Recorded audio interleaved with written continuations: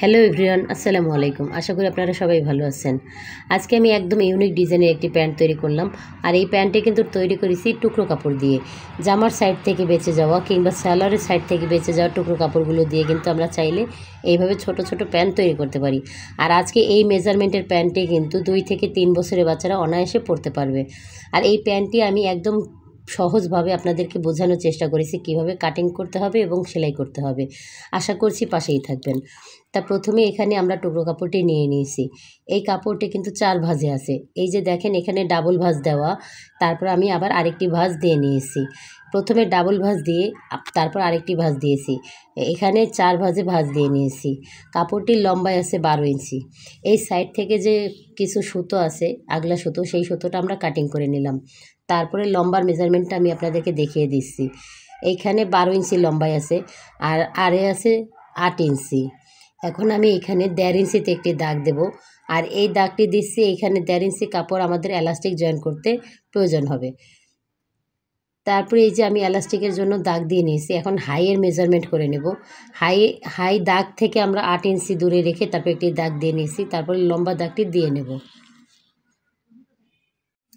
তারপরে পায়ের মুহুরির মেজারমেন্ট করে নেব 5.5 ইঞ্চি। 5.5 ইঞ্চিতে একটি দাগ দিয়ে নেব। তারপর হাইয়ের শেপটা দিয়ে নেব, আর এই মুহুরির কাছের শেপটা দিয়ে নেব। তারপরে সেলাই করার জন্য কিছুটা কাপড় রেখে নেব। এই দাগটা আপনারা চাইলেও দিতে পারেন, না চাইলেও দিতে পারেন। তো এখানে আমরা এই সাইড থেকে একটু ডিজাইন করার জন্য শেপ করে এইভাবে দাগ দিয়ে নেব।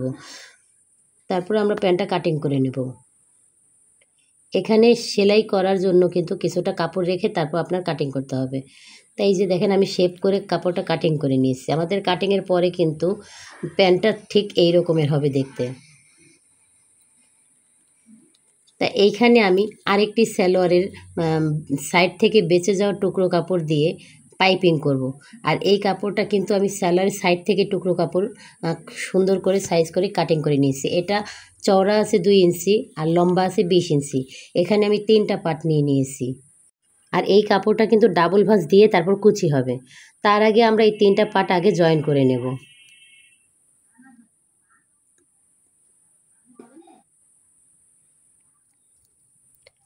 3টা পার্ট একসাথে জয়েন করে তারপরে একসাথে কুচিটা দিয়ে নেব। তাহলে সময়টাও বাঁচবে এবং কুচিটাও সমানভাবে হবে। তা আপনারা চাইলে কিন্তু টুকরো কাপড়গুলো ফেলে না দিয়ে এইভাবে ছোট ছোট বাচ্চাদের জন্য প্যান্ট তৈরি করতে পারেন। একদম ইউনিক ডিজাইনের প্যান্ট। আর আপনারা চাইলে কিন্তু আমার চ্যানেল থেকে ঘুরে আসতে পারেন। আমার চ্যানেলে কিন্তু এরকম টুকরো কাপড় দিয়ে বাচ্চাদের জন্য অনেক রকমের প্যান্ট তৈরি করা দেখিয়ে দিয়েছি। অনেকগুলো ভিডিও আছে, আপনারা চাইলে ভিডিওগুলো দেখে আসতে পারেন। তাই কুচির কাপড়টা কিন্তু ডাবল ভাঁজ দিয়ে নখের সাহায্যে কিংবা মেশিনের সাথে ঘষে একটা ভাঁজ দিয়ে নিলে তাহলে কুচিগুলো দিতে অনেক সুন্দর হয়। তাই কুচিগুলো ছোট ছোট করে দিয়ে নিতে হবে, এমনকি সবগুলো কুচি এক সমানভাবে দিতে হবে। তাই এই যে দেখেন আমি কিন্তু সবগুলো কুচি এক সমানভাবে দিচ্ছি ছোট ছোট করে।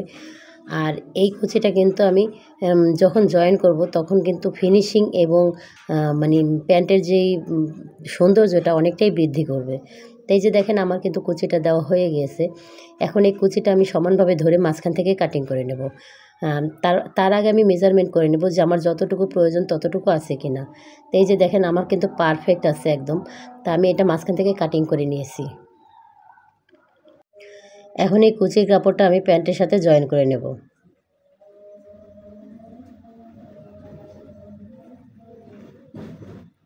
তো এই যে দেখেন অল্প অল্প করে শেপের জায়গায় ঘুরিয়ে ঘুরিয়ে তারপর কুচিটা জয়েন করে নেবেন। তাই এইখানে এসে আমার কুচির কাপড়টা অল্প একটু শর্ট পড়েছে, তো আমি একটা কুচি ছেড়ে দিয়েছি। তারপর কিন্তু সমান সমান হয়ে গিয়েছে।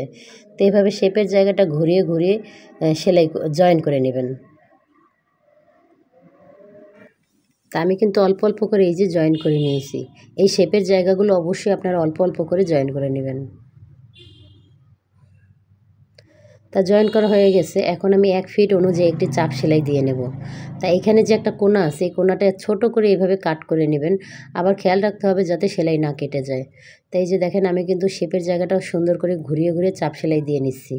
এই চাপ সেলাইটা অবশ্যই দিয়ে নেবেন, তাহলে প্যান্টের সৌন্দর্যটা অনেকটাই বৃদ্ধি পাবে। তাই কোণাটা আমি কাটিং করে নিয়ে তারপরে কিন্তু এই যে দেখেন চাপ সেলাইটা দিয়ে নিচ্ছি। তো চাপ সেলাই দেওয়া হয়ে গেছে। এখন এই প্যান্টের হাই জয়েন করে নেব।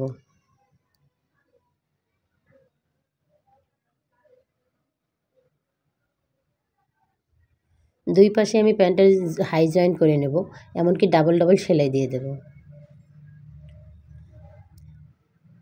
এখন হাইয়ের এখানে যে ইনসেম আছে এই ইনসেমটা আমরা সেলাই করে নেব।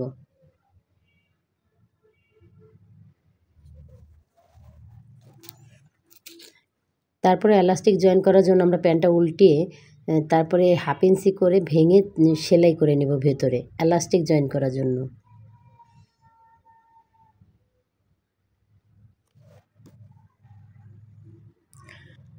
তারপরে এখানে আমি এলাস্টিক নিয়ে নেব 8 ইঞ্চি পরিমাণে। এখানে 8 দুগুণে 16 ইঞ্চি এলাস্টিক আছে, আপনারা চাইলে আরেকটু কম বেশিও নিতে পারবেন। যেহেতু আমি চওড়া এলাস্টিক দিচ্ছি তাই এলাস্টিকটা একদম মাপ মতো দিছি, যাতে টাইটও না হয় লুজও না হয়। আপনারা চাইলে এখানে চিকন এলাস্টিক জয়েন করতে পারেন, কিন্তু আমি এই এলাস্টিকটা চওড়া দিচ্ছি এই জন্য প্যান্টটা তৈরি করার পর অনেকটাই সুন্দর হয়, এমনকি বাচ্চাদের পরতেও আরাম হয়। এলাস্টিক জয়েন করা হয়ে গেছে, এখন কাপড়টা টেনে সব জায়গায় এক সমান করে রেখে তারপর আমি এলাস্টিকের মাঝখানে আবার 2টা সেলাই দিয়ে নেব। আপনারা যারা পুরো ভিডিওটা দেখেছেন তাদেরকে অসংখ্য ধন্যবাদ। এবং এই ভিডিওটা যদি আপনাদের ভালো লাগে, আপনারা যদি কাজ শিখতে পারেন এই ভিডিও থেকে, তাহলে অবশ্যই আমার চ্যানেলটা সাবস্ক্রাইব করে লাইক দিয়ে শেয়ার করে দেবেন, যাতে আপনাদের পাশাপাশি আরও অনেকেই এই কাজগুলো শিখতে পারে। আশা করছি আপনারা সবাই ভালো থাকবেন। খোদা হাফেজ।